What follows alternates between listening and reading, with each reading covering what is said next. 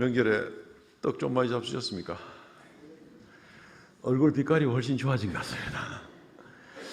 예, 시간이 되었습니다. 묵상기도 드림으로 주일 2부 예배 시작하겠습니다.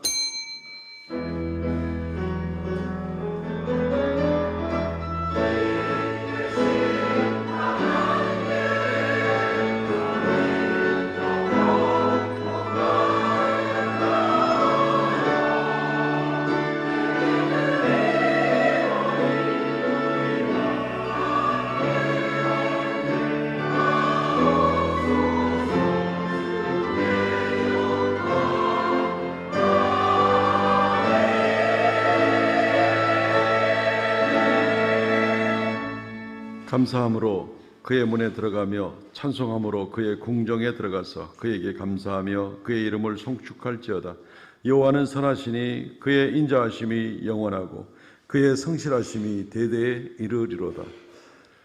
이루 말할 수 없는 큰 사랑과 자비하심으로 우리를 택하시고 오늘까지 인도하여 주신 하나님 은혜를 감사합니다.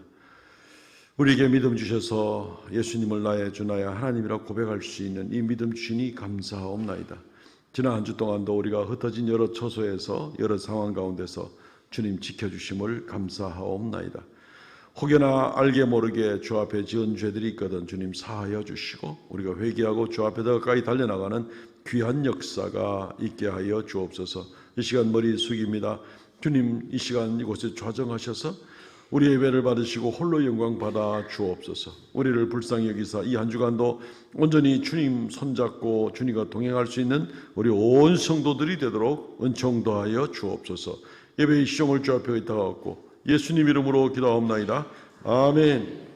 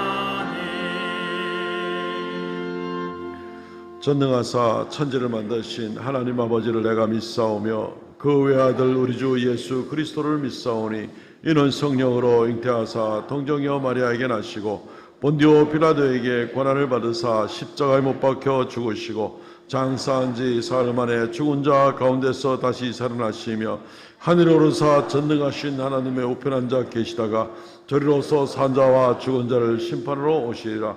성령을 믿사오며 거룩한 공예와 성도가 서로 교통하는 것과 죄를 사하여 주시는 것과 몸이 다시 사는 것과 영원히 사는 것을 믿사옵나이다. 아멘. 교독문 59번 시편 136편 말씀을 교독합니다. 여호와께 감사하라. 그는 선하시며 그 인자하심이 영원함이로다.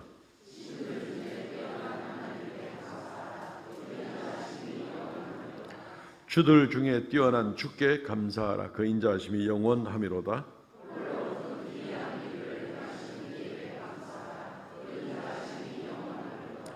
지혜로 하늘을 지으신 이에게 감사하라. 그 인자하심이 영원함이로다.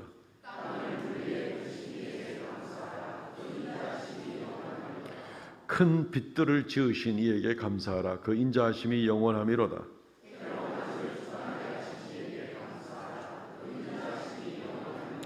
달과 별들로 밤을 주관하게 하신 이에게 감사하라. 그 인자하심이 영원함이로다.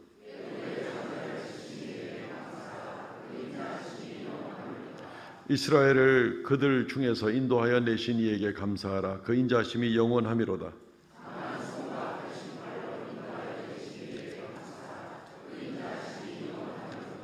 아멘.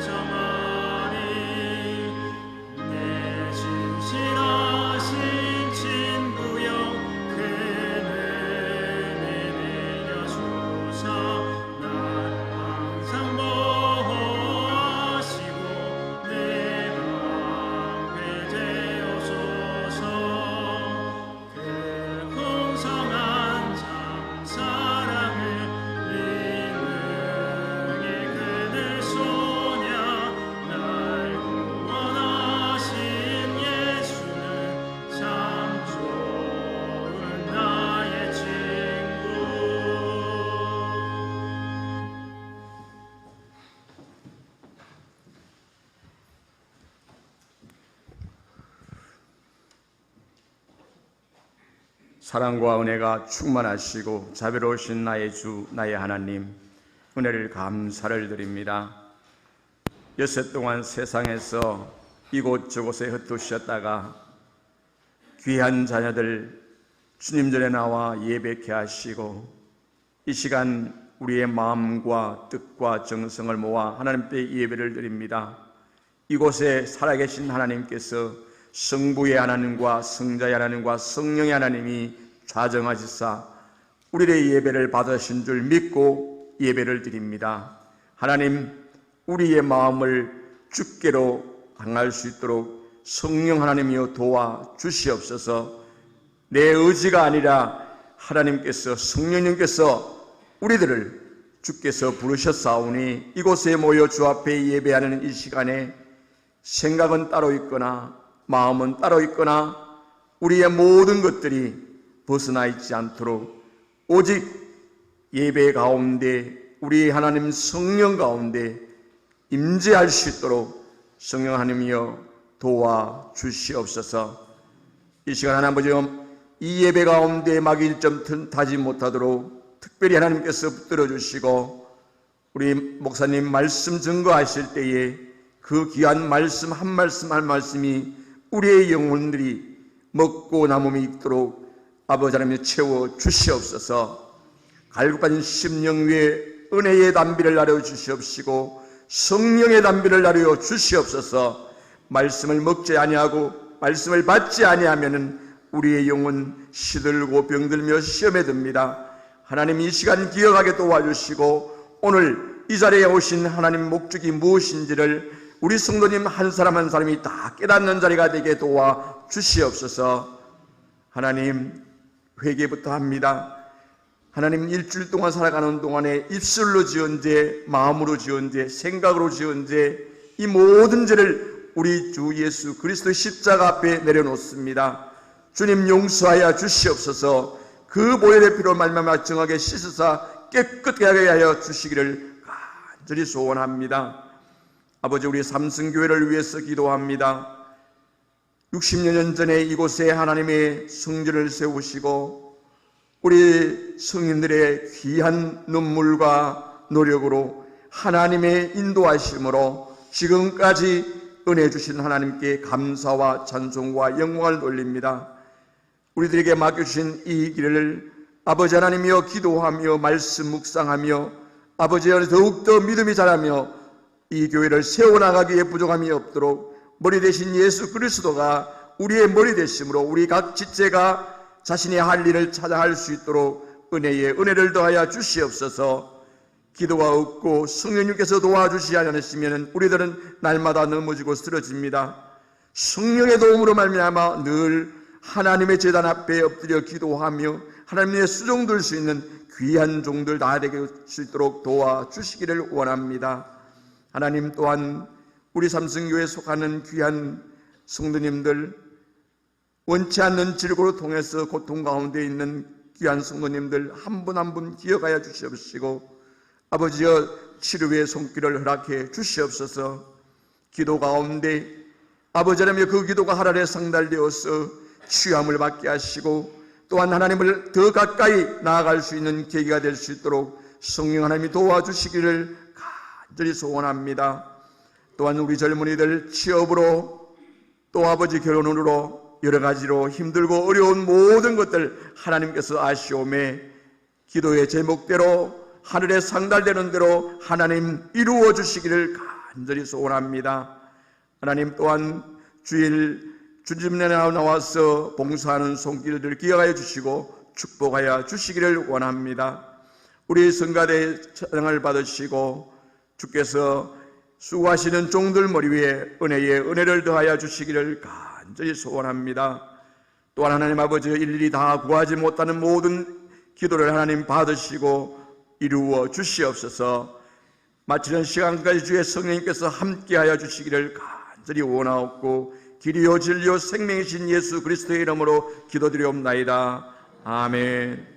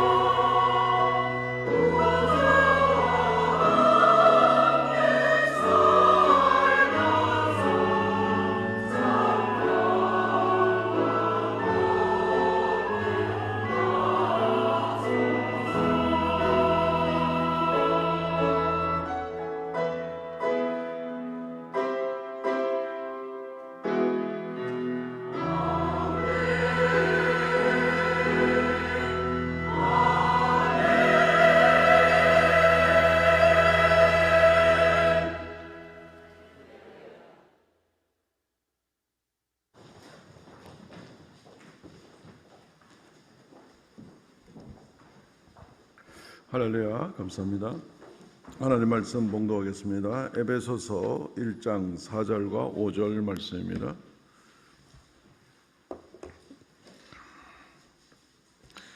신약성경 에베소서 1장 4절과 5절입니다. 곧 창세 전에 그리스도 안에서 우리를 택하사 우리로 사랑 안에서 그 앞에 거룩하고 흠이 없게 하시려고 그 기쁘신 뜻대로 우리를 예정하사 예수 그리스도로 말미암아 자기의 아들들이 되게 하셨으니. 아멘. 오늘 말씀 중심으로 칼빈주의 5대 교리 두 번째 무조건적 선택, 튤립의 그 U자에 해당되는 부분이 되겠습니다. 무조건적 선택입니다.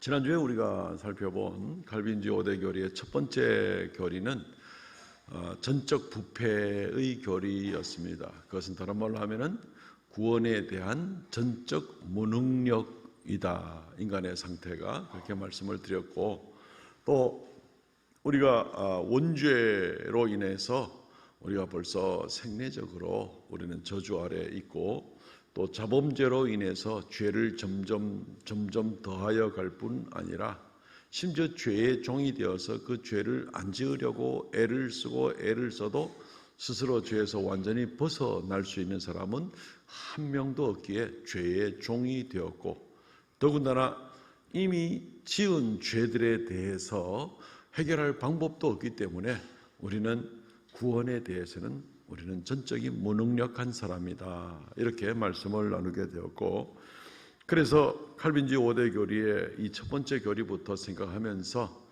오직 우리가 구원을 받게 된 것은 하나님의 은혜로만 구원을 받게 되었으니 얼마나 감사한 일인가 하는 것을 말씀을 나누게 되었습니다. 오늘 두 번째 이 교리는 첫 번째 교리를 우리가 분명하게 인정을 하고 나가면 두 번째 교리는 당연하다라는 것을 생각해 볼 수가 있습니다. 구원에 대해서 전적인 무능력 상태에 있는 우리가 만약에 우리 쪽에서의 어떤 구원을 받을 만한 근거나 또 조건을 가지고 구원을 하게 된다면 우리 중 한 명도 구원을 받을 사람이 없기 때문에 하나님께서 우리에게 무조건적으로 어떤 우리의 상태나 조건을 보지 아니하고 우리를 선택해 주셨다 하는 이 교리는 이야말로 우리에게 얼마나 또한 큰 은혜가 되는가. 내 쪽에서 조건을 받더라면 큰일 나겠죠.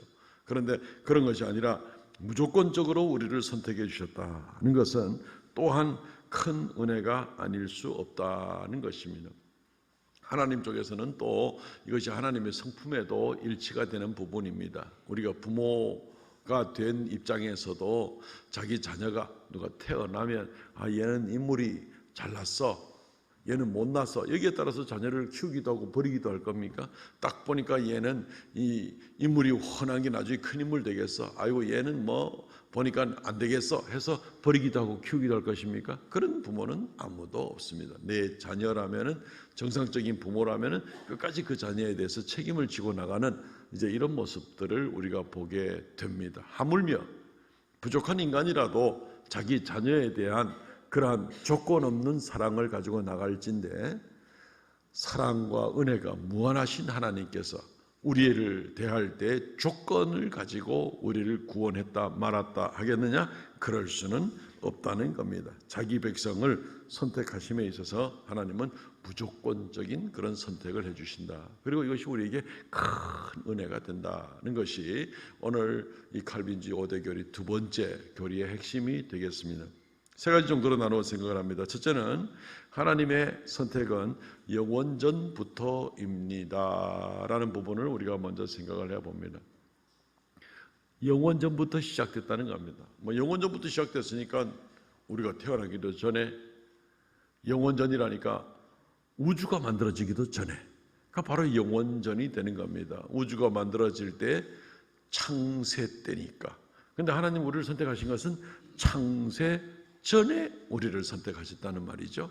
에베소서 1장 4절 말씀, 곧 창세 전에 그리스도 안에서 우리를 택하사 우리로 사랑 안에서 그 앞에 거룩하고 흠이 없게 하시려고 창세 전에 우리를 택하셨다. 그리스도 예수 안에서. 그러니까 하나님의 이 섭리와 우리를 선택하고자 하는 계획이 도대체 얼마나, 이게 몇십 년, 몇 천년, 몇만 년, 몇억 년인지 헤아릴 수 없는, 말 그대로 영원 전에 하나님께서 우리를 선택하셨다라는 것을 우리가 생각해 보게 되면, 이 두 번째 교리, 무조건적인 그런 선택이라는 교리는 지극히 당연하게 받아들여질 수가 있습니다.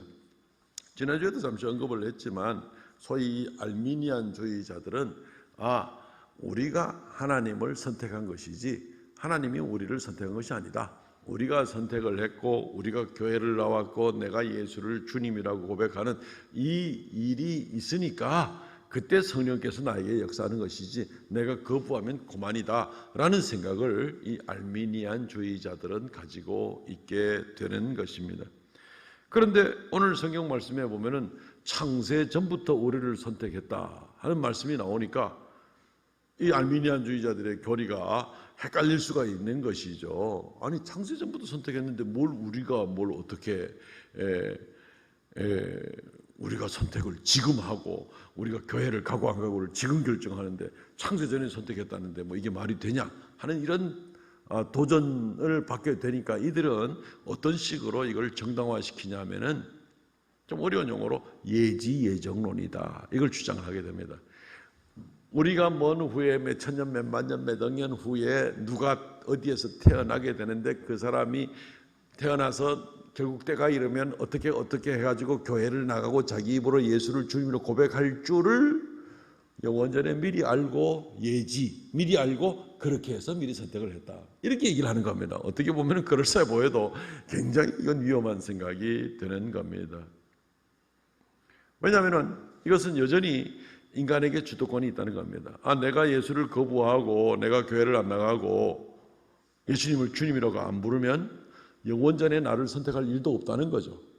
주도권은 나한테 있는 것이 됩니다. 내가 선택할 수도 있고 내가 거부할 수도 있고 하는 그 주도권이 나한테 있는 겁니다. 그러면 내가 선택하면 꼼짝없이 하나님은 영원전에 나를 선택해야만 하고, 내가 교회를 나가기를 싫어하고 예수를 거부하면 영원전에 하나님은 꼼짝없이 나를 선택하지 않았어야 된다는, 나에 의해 가지고 하나님이 이렇게도 저렇게도 꼼짝없이 따라와야 되는, 하나님을 마치 나의 종으로 만들어버리는 그런 모습으로 귀결될 수밖에 없습니다. 굉장히 위험한 생각이죠. 겉보기에는 그럴싸해 보이는 것 같아도 따지고 보면 위험하기 짝이 없는 생각입니다.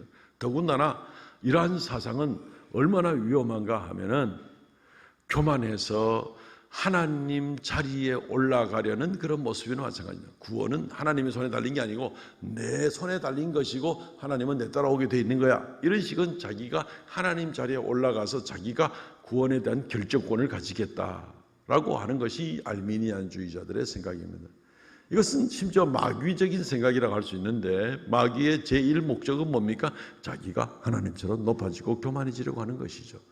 창세기 3장에 인간을 최초로 범죄에 빠뜨릴 때 뱀이 유혹하는 말이 뭡니까? 아담과 하와에게 너희가 이 과실을 먹으면 너희 눈이 밝아서 너희가 하나님같이 될 줄을 하나님이 알기 때문에 먹지 말라고 한 거다, 이런 식으로 거짓말을 하는 것을 보게 되는 것입니다. 그런데 그 속에 있는 말이 무슨 뜻이 있습니까? 너희가 하나님같이 되리라. 요거 먹으면 하나님같이 되리라. 하나님은 필요 없고 너희가 하나님이 될 수 있다, 이겁니다. 모든 것은 너희가 결정권을 가질 수가 있는 것이다. 하나님은 저 뒤에 아무것도 아니다, 이런 식으로 만들어버리고 내가 하나님이 되는 이런 식의 생각을 가지게 되는 겁니다. 굉장히 위험하기 짝이 없는 그런 생각이 되는 것이지요. 그래서 예지예정론 이런 것들은 정말 쓰레기 같은 그런 주장에 지나지를 않는 것입니다. 칼빈주의 5대 교리에 나오는 이 무조건적 선택의 교리는 이와는 완전히 반대입니다. 전적인 하나님의 주권적인 역사를 강조하는 그런 교리라고 볼 수가 있습니다.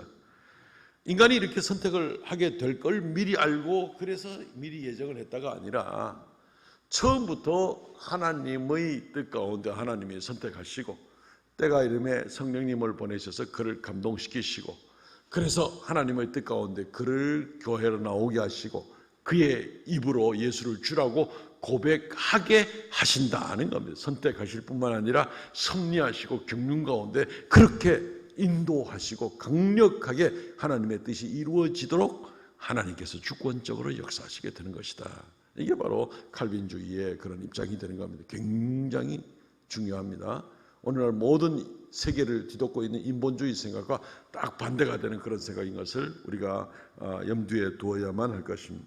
한번 예를 한번 들어보죠. 예레미야서 1장 5절 말씀에 보면 내가 너를 모태에 짓기 전에 너를 알았고 내가 배에서 나오기 전에 너를 성별하였고 너를 여러 나라의 선지자로 세웠노라 하시기로.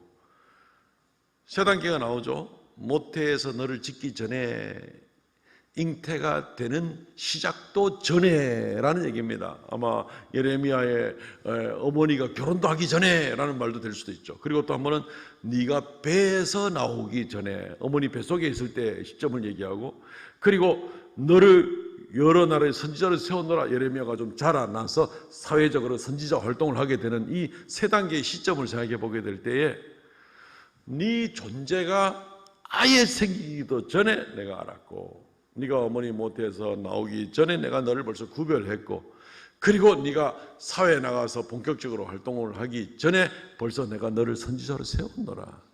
전적인 주도권은 하나님에게 있습니다. 하나님이 계획하셨고, 하나님이 섭리하셨고, 인도하셨고, 영원전에 선택하셨고, 끊임없이 그 하나님의 섭리를 한 사람 한 사람에게 이루어 나가시는 그런 하나님의 모습을 보게 되는 것입니다. 우리 한 사람 한 사람에 대한 하나님의 선택과 하나님의 이러한 섭리와 계획이 있습니다. 영원전부터 되어 있습니다. 어떻게 생각하십니까? 우리가 이런 생각을 하게 되면 굉장히 가슴 벅차지 않나요? 네. 우리 어떤 젊은 청년 남녀가 갑자기 눈이 맞아가지고 연애를 했어. 연애를 하기 시작한 지 얼마 되지도 않는데 둘이서 뭐 죽고 못 살아. 부모보다 더 중요해. 갑자기 둘이서 서로 간에. 그저 미쳤나 싶은 생각이 좀 들죠. 그죠? 저것들이 언제 알았다고 저래 눈이 뭐 씌어가지고 정신을 못 차리는 생각이 들죠. 근데 그 한편으로는 참 어떻게 저런 사랑이라는 걸 만들어내는 하나님이 너무 놀랍긴 한데, 근데 짧은 순간에도 그 벅찬 마음을, 사랑을 받고 있다고 할 때에 그 벅찬 마음이 그들에게 있을 것은 틀림이 없는데, 아니 영원전부터 온 우주가 만들어지기 전부터 하나님이 나를 선택하시고 나에 대한 사랑을 가지고 계시고 섭리 가운데 한 걸음 한 걸음 한순간도 눈을 떼지 않으시고 오늘까지 주의 사랑과 섭리 가운데 인도하셨다 생각하면 우리 가슴이 좀 터질 것 같지 않습니까? 아무도 안 터질 수도 있습니다만 어쨌든 그런 감격을 우리가 느낄 수가 있지 않을까. 이 하나님을 생각할 때 그 짧은 순간에 사랑만 받아도 저거 죽고 못 사는 같이 보이는데, 이 무한하신 하나님의 사랑을 우리가 묵상하고 이 은혜를 생각하면 정말 우리의 가슴이 얼마나 벅차게 될까. 그래서 우리는 무엇보다 먼저 이 하나님의 영원한 사랑, 이것을 생각하고 우리를 택하심이 영원전부터였다는 것을 생각하고 하나님께 감사할 수 있으면 좋겠습니다. 하나님은 예레미야서에 분명히 말할 때에 네가 나중에 자라나서 선지자가 되려고 작정을 해가지고 그렇게 될 줄로 내가 미리 알았다. 그래서 내가 그걸 예정했다. 이게 말이 안 되는 얘기죠. 그죠? 우리가 예레미야서를 보게 되면 그게 아닌 겁니다. 하나님이 처음부터 선택하셨고 계획하시고 인도하시고 섭리하시고 오늘까지 하나님이 붙들어 주시고 동행하시는 것입니다. 그러므로 하나님의 은혜에 감사하고 주님께 영광 돌리시기를 바랍니다. 두 번째, 하나님의 선택은 무조건적이다. 오늘 설교의 제목과도 마찬가지인데 영원전부터의 선택일 뿐 아니라 방법에 있어서 무조건적인 선택이다 하는 이제 그런 내용이 되는 겁니다. 로마서 9장 11절로 13절 말씀에 보면, 로마서 9장 11절입니다. 그 자식들이 아직 나지도 아니하고 무슨 선이나 악을 행하지 아니한 때에 택하심을 따라되는 하나님의 뜻이 행위로 말미암지 않고 오직 부르시는 이로 말미암아 서게 하려 하사 리브가에게 이르시되 큰 자가 어린 자를 섬기리라 하셨나니 기록된 바 내가 야곱은 사랑하고 에사는 미워하였다 하신과 같으니라. 로마서 9장의 사도 바울이 창세기 25장에 나오는 이삭과 리브가의 부부가 오랫동안 아이를 기다리다가 태중에 쌍둥이가 잉태된 것을 알게 되었을 때에 그때 하나님께서 리브가에게 이런 예언의 말씀을 하게 되는데 그 일을 생각하면서 사도 바울이 지금 로마서 9장에서 이야기를 하고 있습니다. 뭐라고 얘기를 하고 있습니까? 무슨 선이나 악을 행하지 아니했을 때에 택하심을 따라 되는 하나님의 뜻이 행위로 말미암지 않고 오직 부르시는 이로 말미암아 서게 하려 함이라, 이렇게 얘기를 하고 있습니다. 그들이 어떤 선이나 악을 행하는 것이 아니라 하나님의 택하심을 따라서 이 야곱과 에서의 미래가 결정이 되는 그런 모습을 보게 되는 것이죠. 그리고 이들이 아직 어떤 선과 악을 행하기도 전인데 하나님이 에서는 미워하였고 야곱은 사랑하였다라고 이야기를 하는 겁니다. 이들은 아직 어떤 것도 어머니 뱃속에서 아무것도 하지 않은 그런 상태란 말이죠.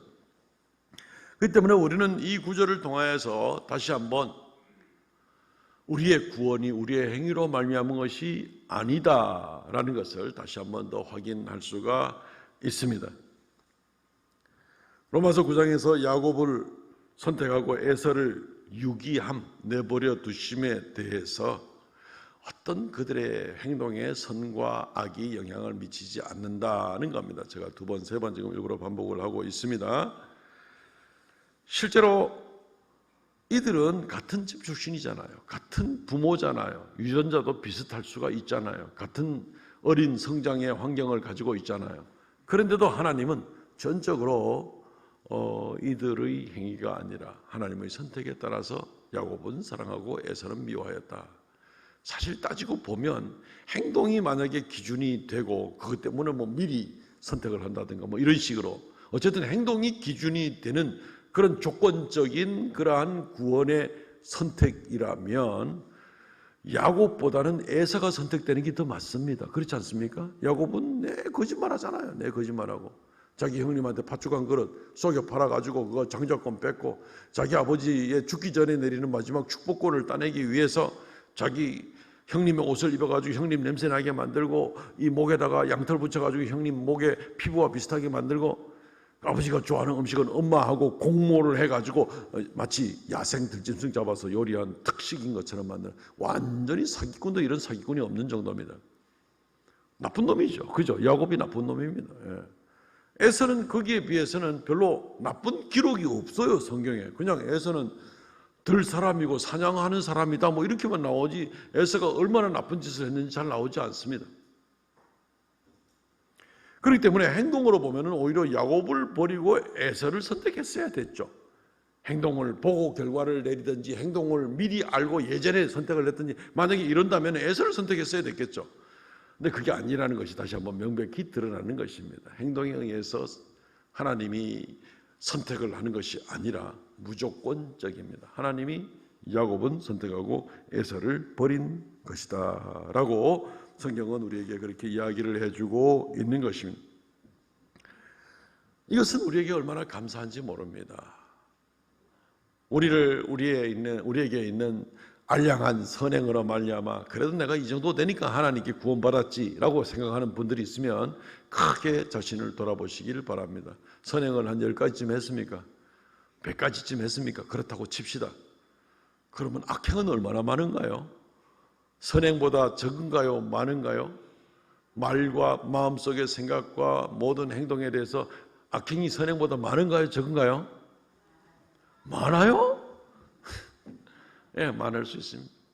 몇 배쯤 많을 것 같습니까? 10배? 100배? 1000배? 예. 창세기 6장에는 저들의 모든 생각하는 것이 어려서부터 악할 뿐임을 보시고 항상 죄가 우리를 둘러쓰고 있는 그런 모습 볼 때 우리가 선행을 10가지 100가지 했다 그래도 오히려 우리의 악행이 더 많다는 것을 우리가 인정을 할 수가 있습니다. 그런데 만약에 하나님이 우리 쪽에 행동의 어떤 것을 가지고 조건을 가지고 구원을 한다면 어느 것이 더 크게 보입니까? 예, 절대로 구원받지 못하는 그런 모습입니다. 그렇기 때문에 무조건적인 선택이라는 것은 우리에게 얼마나 큰 은혜인 줄 모릅니다. 이 조건 따지면 우리는 정말 위험하기 짝이 없는 그런 사람이 되고 마는 것이지요. 그래서 우리는 은혜 가운데 구원받았다 이 이야기를 늘 반복하게 되는 겁니다. 조심할 것은 한 가지가 있습니다. 하나님이 뭐 나의 행동을 보고 나를 구원하셨나? 영원 전부터 나를 선택하셔서 구원하셨지. 그렇기 때문에 나는 어쩔 수 없는 사람이야.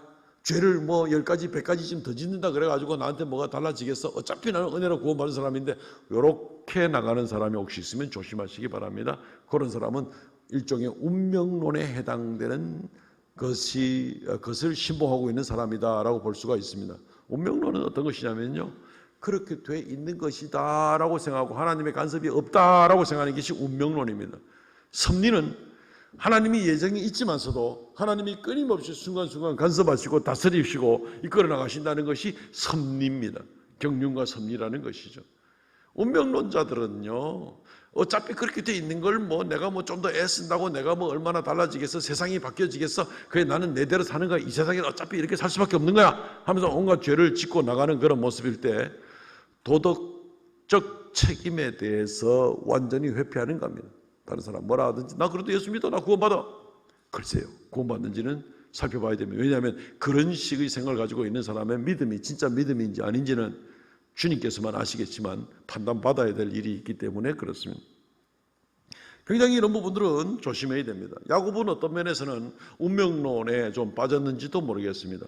아니 내가 아무것도 하지 않았을 때, 어머니 뱃속에 있을 때 하나님이 예언을 했으니까 이거 당연히 내 거잖아. 장자권도 내 거고 아버지의 그 축복권도 내 거 되는 거 맞잖아. 하나님이 우리 엄마한테 그렇게 예언을 했으니까, 그리고 내가 형을 속이든지 아버지를 속이든지 위장을 하고 사기를 치든지 간에 이거는 하나님의 예언을 이루는 거잖아 라고 야곱이 자기를 정당화해 나갈지는 모르겠습니다만은 그게 하나님께 인정받을 수 있는 건 아니죠. 그건 자기 궤변이죠. 궤변. 말도 안 되는 소리인 거죠. 그걸로 야곱이 복 받았습니까? 야곱이 장자권을 받아가지고 진짜 장자권을 받았으면 그 장자권으로 아버지의 재산을 다른 형제보다 2배 이상 받아야 되는데 야곱이 그래 받았습니까? 못 받았습니다. 양새끼 한 마리도 아버지한테 물려받지 못하고 야곱은 야밤중에 지팡이 하나 들고 야반 도주해가지고 저 북쪽에 아람으로 도망을 가지 않았습니까? 나중에 돌아왔어도 아버지한테 남겨진 거는 전부 다 100% 형님한테 나가고 자기는 거기서 양새끼 한 마리도, 양 가죽 껍데기 하나도 자기는 얻은 게 없습니다. 아람에 가서 새로 얻은 거지. 하나님은 이런 어떤 말도 안 되는 운명론 내지는 이런 식으로 생각을 하면서 도덕적 불감증에 걸려가지고 하나님 앞에 하루하루 바로 살아가려고 애를 쓰지 않는 그런 모습에 대해서 하나님이 그렇게 간과하시는 분이 아니에요. 사람은 자기 삶에 대한 책임을 져야 되는 것이죠. 야곱은 물려받은 것도 없고 나중에 돌아와서 형님한테는 100배 사죄를 해야만 하고, 거기다가 야곱과 공범으로 아버지를 속이게 만든 그 야곱의 어머니 리브가는 어떻게 되었습니까? 야곱이 야반 도주한 다음에 20년 있다고 돌아왔는데 그 사이에 리브가는 돌아가시고 말았습니다. 공범했던 그분하고는 다시는 얼굴도 보지 못하고, 야곱이 얻은 게 뭐 있냐면 아무것도 없습니다. 그 속이고 죄짓고 도망가고 한 걸로 인해서 얻은 건 아무것도 없습니다. 정당화 시킬 수가 없다는 것이죠. 그런 도덕적 이 무책임한 그런 행동들에 대해서는 그랬던 거 아닙니다. 야곱이 나중에 하나님께 복을 받기를 받았으면 정말 하나님의 예언이 이루어지게 된 겁니다. 근데 그것은 야곱의 방법대로가 아니었어요. 야곱의 그 젊을 때 그런 잔머리 굴리는 방법이 아니라 정말로 환경에 몰려가지고 어쩔 수 없이 형님이 400명 데려온다 그러니까 자기는 죽었다 생각하고, 그러니까 거기서 두려워서 밤새도록 천사와 씨름하며 기도하며 회개하며 이제 죽었구나 생각하고 도망도 못 가고 다리는 절면서 이래가지고 형님 맞으러 나가서 죽으면 죽으리라고 나갈 때 꼼짝 없잖아요. 그럴 때 하나님께서 그에게 이스라엘이라 하는 이름을 지어 주었고, 야곱의 속임수로 인해서는 자기도 외삼촌한테 10번 이상 속임수를 당하고 자기 자식들이 또 다른 자기 자식 요셉을 팔아넘겨가지고 그 옷을 가져와가지고 피를 묻혀가지고 짐승피를 묻혀놓고 이게 당신 아들의 피인지 보십시오. 아버지의 그 사기성을 아들들이 그대로 물려받아가지고 야곱은 그때는 피를 토하고 가슴 찢어지는 고통을 당하고, 야곱이 도덕적으로 엉망인 삶을 살 때 그가 얻을 수 있는 건 아무것도 없었고, 그가 두려움에 어쩔 수 없이 하나님께 매달리고 정말 죽으면 죽으라는 마음을 가지고 나아가게 되었을 때에 이제는 하나님께만 매달리고 하나님만 두려워하는 그런 모습으로 될 수밖에 없었죠. 그래서 나중에는 바로 임금 앞에 가가지고 내가 험한 인생을 살아왔지만 하고 이렇게 이야기를 하면서 오히려 바로 임금을 축복 기도해주고 나오는 하나님밖에 없다는 것을 드디어 깨닫게 되는, 그럴 때 하나님께서 야곱을 축복하셔서 야곱으로 하여금 12지파의 조상이 되게 만드는 그런 일들, 결국 작은 자가 큰 자가 작은 자를 섬기게 되었고 작은 자가 더 크게 되리라 하는 그 약속의 예언의 말씀이 이루어지는 겁니다. 무슨 말입니까? 하나님이 선택하시고 하나님이 예정하시고 섭리하시고 경륜하시는 일은 하나님에게 속한 일입니다.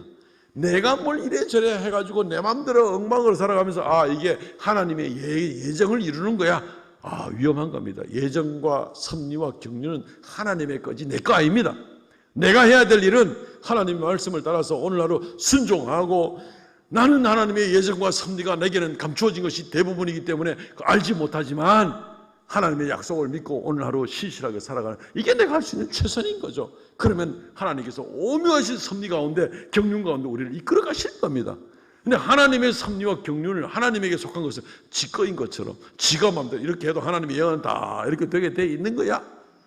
굉장히 위험한 발상이 될 수밖에 없습니다. 이런 부분은 조심해야 됩니다. 무조건적 선택의 이 교리가 우리에게 너무너무 중요하고 너무너무 은혜가 되는 교리지만 한편으로는 오해하지 않도록 주의할 필요가 있다는 것을 말씀을 드리는 겁니다. 세 번째, 하나님의 선택은 오직 그분의 뜻이요 그분의 자비입니다. 계속해서 오늘 말씀을 드릴 때에 우리가 구원받게 된 거, 하나님이 우리를 선택한 것은 우리의 행위 때문에 또는 우리의 행위를 미리 알고 하는 것이 아니다라고 지금 말씀을 드렸습니다. 그러면 우리가 구원받기로 선택된 것은 어디에 의한 것이냐? 무조건적이다. 그 무조건적인 것은 도대체 어디에 근거한 무조건적이냐라고 누가 또 물을 수가 있겠죠. 근데 거기에 대한 대답은 바로 이것입니다. 그것은 전적인 하나님의 뜻입니다.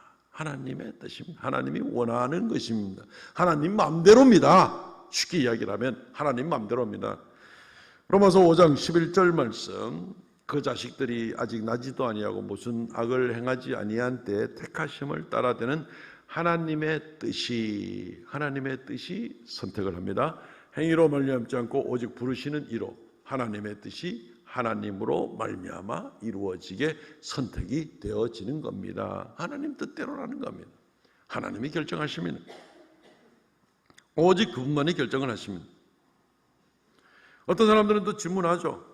그러면 하나님이 누구는 선택하고 누구는 선택 안 합니까? 라고 또 따지고 또 그런 질문을 반드시 따라오는 그런 질문이기도 합니다. 단골 질문이라고 할 수가 있겠습니다.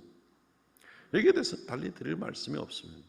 하나님의 절대 주권으로 하나님께서 자기의 것을 자기의 원하는 대로 누구는 선택하고 누구는 선택하지 않는 것에 대해서 할 말이 없다는 것입니다. 그걸 가지고 그럼 하나님 불공평하잖아요, 뭐 어쩌고 저쩌고 이렇게 따지고 드는 또 다음 질문들이 또 기다리고 있겠죠. 그런데 그 질문을 할 자격이 없습니다. 그 질문을 할 자격이 없습니다. 왜냐하면 피조물이기 때문에 그렇습니다. 왜냐하면 그분이 주인이기 때문에 그렇습니다. 그분이 모든 걸 만들었기 때문에 그렇습니다. 창세기 1장 1절에 태초에 하나님이 천지를 창조하시니라, 이 한 절의 말씀이 모든 것을 결정을 합니다. 창세기 1장 1절이 모든 것을 결정을 합니다. 그분 것이에요. 그분이 자기 것을 가지고 자기 원하는 대로 하는데 거기에 대해서 누가 무슨 말을 하겠습니까? 온 우주를 만드신 분도 그분이고 온 우주를 운행하시는 분도 그분이고 나라를 세우기도 하고 나라를 망하게 하는 것도 그분이고, 우리는 거기에 비하면 진짜 우주의 먼지에도 지나지 않는 그런 우리에 지나지 않는데, 그런 우리가 하나님 옳습니다 그럽니다. 그렇게 할 수가 없습니다. 로마서 9장에 이 하나님의 절대 주권에 대해서 이렇게 얘기합니다. 로마서 9장 15절 말씀과 20절 21절 말씀입니다. 모세에게 이르시되 내가 긍휼히 여길 자를 긍휼히 여기고 불쌍히 여길 자를 불쌍히 여기리라. 내 마음대로, 하나님께서 내 마음대로 내가 긍휼히 여길 자를 긍휼히 여기고 불쌍히 여길 자를 불쌍히 여기고 그렇게 여기지 않을 자를 내가 그렇게 여기지 않겠다라고 한들 누가 무슨 이야기를 할 수가 있겠냐는 것이죠. 이게 하나님의 절대 주권입니다. 무서운 겁니다. 여기에 굴복하는 사람이 창세기 1장 1절을 믿는 사람입니다. 여기 굴복하지 않는 사람은 성경 단 한 절도 믿지 못하는 사람입니다. 하나님의 절대 주권, 그리고 그것은 또 사실입니다. 다 그분이 만드신 거니까. 그분의 것이니까. 20절 말씀. 이 사람아, 내가 누구이기에 감히 하나님께 반문하느냐? 지음을 받은 물건이 지은 자에게 어찌 나를 이같이 만들었느냐 말하겠느냐? 토기장이가 진흙 한 덩이로 하나는 귀 있을 그릇을, 하나는 천 있을 그릇을 만들 권한이 없느냐? 토기장이는 진흙을 만든 자는 아니에요. 진흙을 가지고 짓이겨 가지고 뭘 만드는 사람이 토기장이죠. 그런데 토기장이가 진흙을 가지고 누구는 왕실의 찬장에 들어갈 멋진 고급 찻잔을 만들고, 어떤 진흙을 가지고는 화장실 변기통으로 만들었다고 해서 변기통으로 만들어진 진흙이 나를 왜 이런 용도로 만들었어? 하고 토기장이에게 불평불만하는 거 들어본 적 없죠? 그렇게 할 수 없습니다. 그건 말도 안 되는 거니까. 토기장이가 얼마든지 그럴 권한이 있다는 것이죠.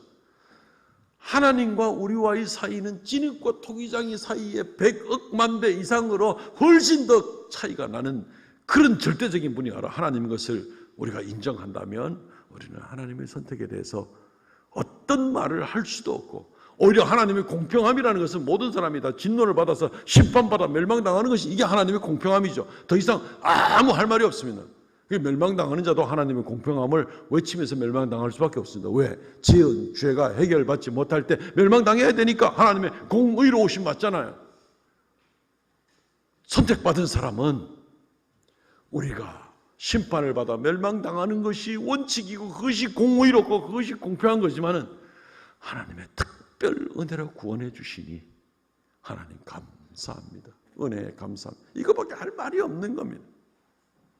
그걸 가지고 지옥에 당연히 들어가기로 돼 있는 자기 죄와 원죄를 가지고 있는 그 사람이 왜 나는 선택을 안 했습니까? 이렇게 할 수가 없다는 겁니다. 없다는 겁니다. 하나님께서 자기 것을 가지고 자기의 뜻대로 하는 이 모습, 구원을 주고 싶은 사람에게 하나님께서 구원을 주기로 작정하고 그 일 가운데 진행되는 이 일에 대해서 할 말이 없습니다. 그냥 감사할 수밖에 없습니다. 우리는 때때로 우리의 연약함을 인정해야만 합니다. 그런데 하나님에 대해서 도전장을 내는 일들이 참 많이 있습니다. 인간 세계 가운데서도 우리의 연약함을 스스로 인정하는 일들이 많습니다. 어떤 사람도 자기 부모를 선택할 권리가 없습니다. 어떤 사람도 자기가 어디에 태어날지, 어떤 색깔의 피부를 가지고 날지를 자기가 결정을 하고 태어날 수 있는 사람은 없습니다. 불만은 나중에 있을 수 있겠지만 거기에 대해서 선택할 수 있는 권한이 전혀 없습니다. 그것은 우리 인간에 가지는 그런 부분에 대해서만도 지극히 피동적인 존재가 될 수밖에 없겠죠. 프랑스의 수학자이면서 철학자인 기독교 철학자인 파스칼이라는 분, 우리 팡세라는 책은 아마 많이 들어보셨죠. 거기에 이런 부분이 나옵니다. 인간은 그를 부수기 위해서 온 우주가 무장하지 않아도 된다. 한 줄기의 전기, 한 방울의 물을 가지고도 그를 충분히 죽일 수 있다. 그러나 우주가 쉽게 그를 부술 수 있다 해도 인간은 자기를 죽이는 자보다 존귀한 것이다. 이런 식의 얘기를 하고 있습니다. 우주는 인간보다 훨씬 위대하고 큰 것 같죠. 그 때문에 인간을 쉽게 죽일 수 있거나 얼마든지 그럴 수 있다는 겁니다. 그럼에도 불구하고 인간이 우주보다 더 위대한 것은, 이 파스칼의 이야기는 인간은 생각하는 갈대이기 때문에 그렇다. 왜냐하면 인간은 자기가 연약하다는 것을 알지만 우주는 그것을 전혀 알지 못하기 때문에 인간이 더 위대한 것이다. 파스칼은 이제 이렇게 이야기를 하고 있습니다. 그러면서 동시에 이 말 가운데 어떤 것이 들어있습니까? 인간은 얼마나 연약한 존재인지, 인간을 주기 위해서는 한 방울의 물방울이나 군대가 필요한 것이 아니라 한 방울의 물방울이나 전기 한 줄기면 그걸로 끝낼 수도 있는 것이 인간이다. 굉장히 인간의 연약함을 겸손하게, 인간이 위대한 존재이면서도 동시에 얼마나 미미한 존재인가를 잘 표현하고 있는 그런 구절이라고 생각이 됩니다. 그렇습니다. 우리 인간은 하나님 앞에 정말로 미미한 존재일 수밖에 없습니다. 우주 앞에서도 미미한데 하나님 앞에서는 오죽이나 하겠습니까? 하나님의 선택과 하나님의 결정에 대해서 우리는 오직 존중하고, 우리가 할 수 있는 것은 나도 죄인이었지만 내가 하나님께 선택받고 구원의 반열에 이르게 된 것은 감사할 것밖에 없다. 이것밖에 없는 겁니다. 어떤 사람은 그래도 끝까지 따져요. 하나님이 옳으냐 그르냐, 하나님이 그렇게 선하시고 옳은 분이라면 이 세상에 왜 아직까지 그렇게 악한 자들이 많이 살아있는데, 왜 그래 전쟁이 일어나고 있는데, 왜 기근이 그렇게 일어나가지고 수많은 사람이 죽는데, 왜 그렇게 전염병이 돌아가지고 수많은 사람이, 하나님이 악하지 않고 하나님이 선한 분이고 하나님이 전능한 분이라면 이거 좀 다 해결할 수 있어야 되지 않느냐, 이거 해결하지 못하면 하나님이 무능하다는 얘기 아니냐, 뭐 이런 식으로 궤변을 내고 있습니다. 글쎄요, 그 말이 맞겠습니까? 전혀 그렇지 않습니다. 인간은 자기의 연약하다는 거, 한 방울의 물방울만도 못할 수 있다는 것을 인정하고 나가는 것이 굉장히 필요합니다. 인간은 깨닫지 못합니다. 우리가 아는 것은 두 가지 정도로 정리를 할 수가 있습니다. 우리가 아는 것은 하나님의 계획은 완전하시고 선하시다는 것입니다. 에베소 1장 5절 말씀, 그 기쁘신 뜻대로 우리를 예정하사, 하나님이 우리를 예정하고 섭리하고 경륜 가운데 이끌어가는 모든 일은 그 기쁘신 뜻입니다. 우리가 오늘 교동문을 읽을 때, 예배 시작할 때 하나님의 긍휼하신 것, 선하심에 대해서 계속 반복적으로 우리가 뇌이면서 그렇게 예배를 오늘 시작했습니다. 하나님은 지극히 선하신 분입니다. 그 기쁘신 뜻대로 모든 것을 행합니다. 우주 만물을 만드시고 하나님은 기뻐하셨다라고 이렇게 말씀을 하고 있는 것입니다. 하나님은 선하신 분이기 때문에 모든 그 섭리는 선하고 완벽할 수밖에 없습니다. 그럼 문제는 뭡니까? 우리의 이해가 부족한 거예요. 가르쳐줘도 모르는 거예요. 사도 바울이 수많은 경험 가운데 천국 갔다 온 경험을 가지고 얘기를 하면서도 내가 사람의 말로 다 표현 못하겠더라라고 이야기를 하고 있습니다. 예수님께서 제자들에게 말씀하실 때 3년 동안 말씀을 가르쳐 놓고도 내가 이 외에도 너에게 이를 말이 많이 있으나 지금은 너희가 감당하지 못하리라 라고 그렇게 말씀하고 있습니다. 우리의 요만한 두뇌를 가지고 요만한 지식의 수준을 가지고 우리가 하나님의 오묘하고 광대한 것을 어떻게 우리가 다 이해를 할 수 있습니까? 이해를 하지 못하는, 내가 이해 못하면 다 잘못된 겁니까? 내가 이해 못하면 하나님에서 공격적인 질문을 묻는 그런 사람들의 말이 맞는 겁니까? 말이 되질 않잖아요. 자기가 이해를 못하는 거고 자기가 어리석은 거죠. 우리 인간은 그런 정도밖에 되지 않습니다. 사도 바울은 어떤 면에서 누구보다도 지혜로운 사람이고 성경도 많이 공부한 사람이고 언어도 여러 가지 할 수 있는 그런 사람이고 당대의 대문호 밑에서 훈련을 받은 수제자이지만 그가 성경을 많이 연구하고 깨달은 다음에도 뭐라고 얘기합니까? 로마서 11장 33절 말씀, 깊도다 하나님의 지혜와 지식의 풍성함이요 그의 판단은 헤아리지 못할 것이며 그의 길은 찾지 못할 것이로다. 모르겠다 이겁니다. 아무리 성경을 연구하고 많은 것을 깨닫고 분명하게 나타나고 너무나 감동적인 것 분명한 것 많이 있는데 그렇다고 해서 내가 하나님을 다 안다? 이건 말도 되지 않는 일이라는 것입니다. 하나님은 결정하심이 선하고 완전하십니다. 항상 옳으십니다. 이것을 우리가 신학적 용어로는 신정론이다라고 얘기하는데 이 부분은 나중에 따로 한번 이 부분만 가지고 또 말씀을 또 전할 기회가 있을 것 같습니다. 하나님의 절대적인 주권을 가지고 오로지 하나님의 뜻으로 하나님의 원함으로 우리를 선택하시고 우리를 구원에 이르게 하신 겁니다. 우리 쪽에서의 어떤 것이 아니라 하나님이 원하기 때문에 딱 그거 하나밖에 없습니다. 이유는 딱 그거 하나. 그러고 나면 내가 뭐라고 하나님이 나를 이렇게 원하셨습니까? 내가 뭐라고 내가 태어나기도 수천 년 수만 년 전에 벌써 나에 대한 생각을 가지고 나에 대한 계획을 가지고 나를 선택할 계획을 가졌습니까?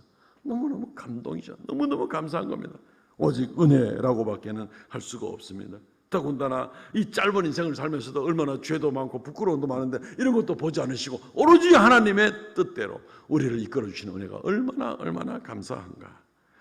이것이 하나님의 절대 주권을 가지고 주관하셨으니 아무도 빼앗지 못하고 방해하지 못하고 우리의 구원이 그대로 진행이 되게 될 것입니다. 말씀을 읽겠습니다. 사랑하는 성도 여러분, 하나님께서 우리를 택하시되 우리의 행위를 보지 아니하시고 우리 쪽에서의 조건을 보지 않으시고 무조건적인 선택을 영원전부터 하심으로 오늘까지 이끌어 주셨습니다.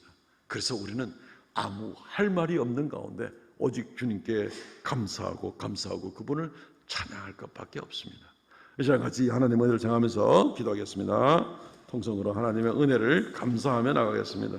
아버지 하나님 은혜를 감사합니다. 홀로 영광 찬송 받아 주시옵소서. 힘이 부족하고 부끄럽고 부끄러운 것밖에 없는 내가 무엇이기에 하나님께서 영원전부터 선택하시고 영원전부터 섭리를 가지시고 이끌어주시며 때가 이름에 성령의 역사로 말미암아 그리스도 예수를 주님이라 고백할 수 있는 이 놀라운 은혜 가운데 인도하셨으니 오 하나님이여 하나님이여 감사하고 찬송하고 정말 할 수 있는 말들이 아무것도 없고 오직 은혜에 감사한 것밖에는 표현할 길이 없습니다. 주여 긍휼을 베풀어 주시고 주여 역사하여 주시고 주여 은총 가운데 함께하여 주시기를 간절히 바라고 꼬라옵나니 함께하여 주옵소서. 주여 역사하여 주시옵소서. 주여 긍휼을 베풀어 주옵소서. 오직 이 감격 가운데 주 앞에 나가는 그러한 제가 되고 우리가 될 수 있도록 은혜 더하여 주시옵소서.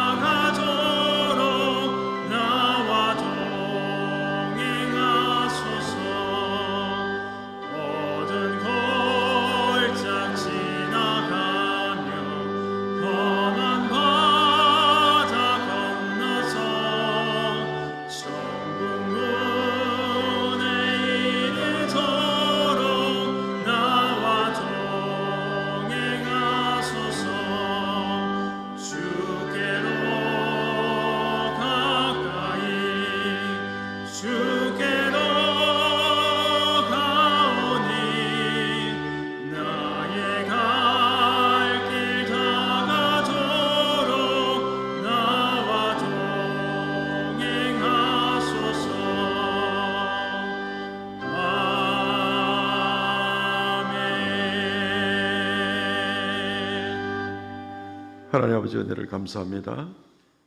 이 시간 아버지 앞에 귀한 예물 올립니다.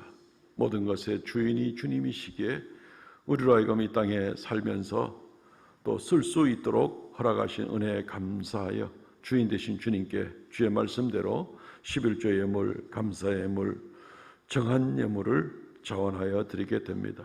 연락하여 주시고 주님이여 생명의 역사, 복음의 역사, 주님께 영광 돌리는 역사가 더욱 나타나게 하여 주옵소서. 드린 손길마다 기억하시고 만복으로 더하여 주시오며 주님이 주인 되시오니 발걸음마다 함께하여 주시고 땅에 사는 동안 더욱 힘있게 주님과 동행하는 귀한 역사 나타나고 감사의 제목이 더욱 넘치고 주님께 더 감격 가운데 드릴 수 있는 것들이 많아지도록 또한 은혜 허락하여 주옵소서. 이 시간 머리 숙입니다. 사랑하는 모든 성도들의 가정마다 은혜 허락하여 주셔서 이 한 주간도 오직 주님 생각하고 나갈 때 남이 알지 못하는 가슴 벅찬 감사와 감격과 기쁨이 넘치는 복된 성도들의 삶이 되도록 은혜 더하여 주옵소서.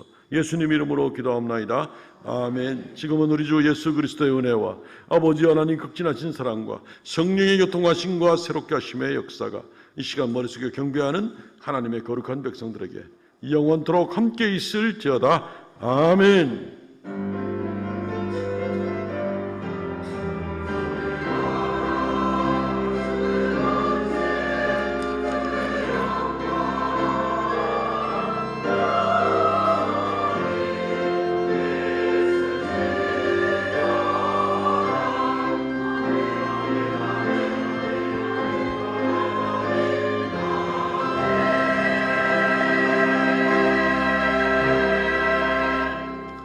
아멘. 예배를 마쳤습니다. 성도의 교제 시간입니다. 우리 전화적으로 인사하실 때 전에 했던 것처럼 오직 주님의 은혜입니다. 인사하면 좋겠습니다. 예, 최소한 4명한테 그렇게 인사해 주십시오. 4명한테 오직 주님의 은혜입니다. 좋습니다. 주보를 참조해 주시고요. 이번 주 읽을 말씀은 에스겔서에서 다니엘서까지입니다. 행복축제, 우리 전도축제인데 11월 12일로 결정이 되었습니다. 주보 사면에 보면 주의사항과 또 스케줄이 나와 있습니다. 이번 주부터 11월 12일까지 한 주마다 어떤 일들이 진행될 것에 대해서 나와 있습니다. 이번 주에는 일단은 마음속으로 누구를 한 3명 정도 선택하셔서 누구를 교회에 11월 12일 날 데리고 올까를 생각하시면서 기도하시기 바랍니다. 복음이 필요한 분들에게 꼭 전할 그럴 계획을 가지면 좋겠습니다. 다음 주에 우리가 그 전도 대상자 카드를 나누어 드리면 다음 주에는 다음 주와 그 다음 주 2주에 걸쳐서 써 제출해 주시기를 바랍니다. 예, 그렇게 해서 교회도 그 제목을 가지고 기도하고 우리 개인도 기도하고 또 연락처도 같이 나누고 이렇게 해서 이 전에 했던 것처럼 11월 12일 날 정말 주님이 크게 기뻐하시는 그런 전도 축제가 될 수 있도록 협력해 주시기를 바랍니다. 뭐 이렇게 단체로 모시고 오고 이런 거는 이번에 가능한 좀 지양해 주시기를 바라고 꼭 간절하게 내 친구인데 친척인데 이웃인데 이런 분들을 마음에 두시면 좋겠습니다. 3분 정도씩 준비해 주시고 또 이 전체 계획이지만 매주마다 그주 행할 일을 이렇게 주보를 통해서 또 알려드리도록 그렇게 하겠습니다. 많은 협력과 적극적인 참여를 부탁을 드립니다. 우리 교회는 보통 최소한 한 300명, 400명씩 그때 옵니다. 와가지고 복음을 듣게 되는데 올해도 그런 역사가 있을 것 같습니다. 참기름값 올라도 올해도 참기름으로 갑니다. 그렇게 하고 어쨌든 기도하고 한 영혼을 구원하기 위한 거니까 그렇게 협력해 주시기 바랍니다. 2023년도 삼성교회 필사 성경을 마무리해야 되는데 성경 필사를 마치지 못한 분들은 가능한 빠른 시일 안에 사무실로 제출해 주시기를 바랍니다. 저도 이름 써놓고 아직 못 썼는데 저도 열심히 노력을 해야 됩니다. 어쨌든 마치지 못한 분들은 같이 협력해 주시기 바랍니다. 매월 둘째 주일은 여전대 원래에 모인 날입니다. 여전대원들은 꼭 참석해 주시고요. 오늘 오후 예배 후에 정기교육위원회 모임이 지난주에 모일 거 한 주간 미루어서 모이게 됩니다.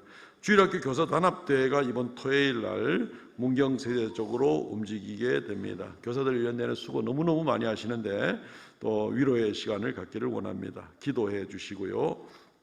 이번 주 금요 기도의 봉사는 오후 여전대입니다. 오늘 점심 식사는 우리 김성국 집사님, 남민아 집사님 가정과 저희 가정이 같이 해서 성도들을 섬깁니다. 지난주가 우리가 추석 명절이라서 점심을 하지 않으면서 이렇게 같이 하게 되었습니다. 오늘 점심 식사를 참여하지 않은 분은 크게 후회할 일이 생길 거라고 생각이 됩니다. 꼭 참석하셔서 맛있게 드시고 가시면 좋겠습니다.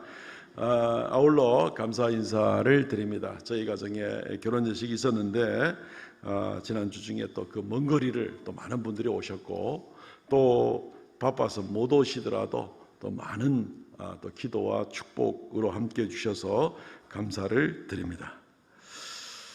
예, 내일부터 모레까지 대구 동부노회 정기노회가 있습니다. 성동교에서 열리고요. 우리 교회에서도 8명이 참석을 하게 됩니다. 그러니까 좋은 성노회가 될 수 있도록 위해서 기도해 주시기를 바랍니다. 동부노회 주교연합회 주최로 가는 단기 선교가 오늘 오후부터 4박 5일간 있습니다. 일본의 단기 선교를 다녀오게 되는데 우리 교회에서는 신아인, 윤시온 이 두 친구가 갔다 오게 됩니다. 갔다 오면서 많이 이 비전 트립 동안에 시야도 넓어지고 하나님 앞에 새로운 마음을 잘 준비해서 돌아올 수 있도록 위해서 기도해 주시기를 바랍니다. 성경 원독자들 계십니다. 권은자 권사님, 하재문 집사님 수고 많으셨습니다. 일어나서 배송 부르고 마치겠습니다.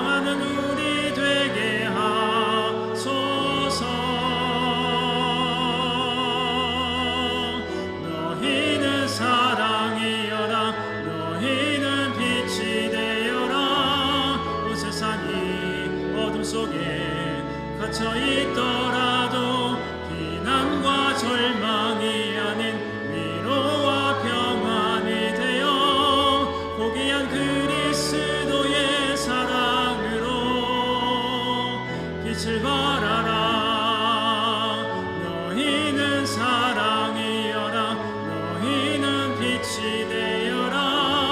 온 세상이 어둠 속에 갇혀 있더라도 비난과 절망이 아닌 위로와 평안이 되어 고귀한 그리스도의 사랑으로 빛을 발하라.